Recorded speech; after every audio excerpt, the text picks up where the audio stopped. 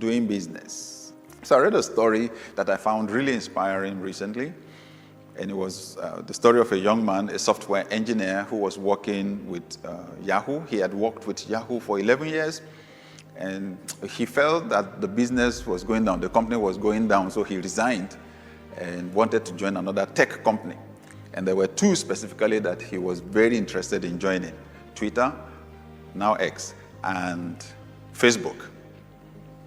He walked into the Twitter office, asked if they had any openings. He applied. They set him up for an interview. He had the interview, and they said the same day he got an email saying, "We're sorry, we decided to go with the other candidates." They did not take him.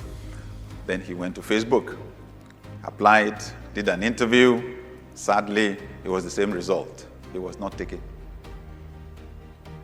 And he really wanted to work for one of those two companies. So he just decided, you know what, I'm taking a vacation. And he just started traveling, right? Just took his mind off work, and was traveling. It was while he was traveling that a friend of his, who had also been a colleague at Yahoo, reached out to him, Jan Kum. Jan was developing a messaging platform. He wanted the exchange of text messages to be cheap for people, and he wanted that platform to be able to work across all telecom companies.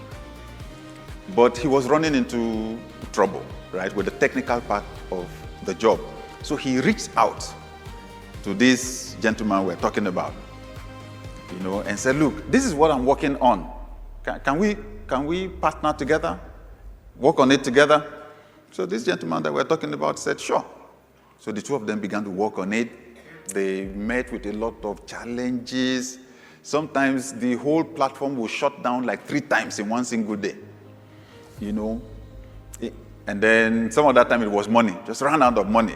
So this gentleman we're talking about at some point took $250,000 of his money, put it in the business so at least they could continue to pay people and keep things running.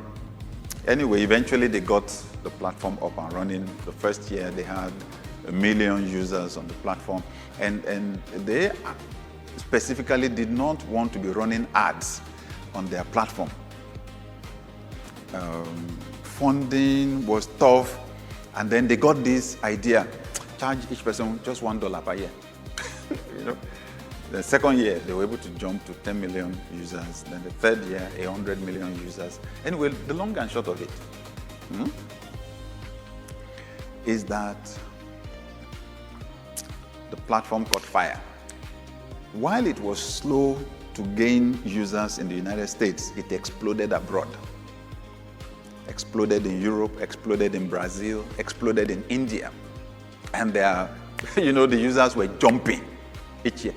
Exactly 4 years after this gentleman was refused a job at Facebook, the founder of Facebook, Mark Zuckerberg, flew to this young man's city, went to meet him at home, and gave him an offer that he could not refuse.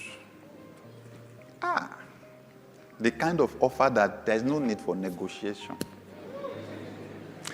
Mark offered him, Facebook offered to pay him $19 billion for that platform, exactly 4 years after he resigned and now was looking for a job, applied and was turned down, refused a job by Facebook. Facebook paid him and his partners and investors 19, should I spell it? Because it looks like some people are not getting what I'm saying. It's not M, it doesn't start with M, it starts with B. B-I, Elu.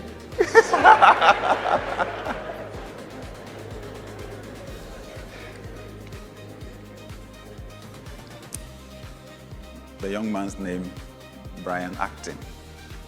It's amazing.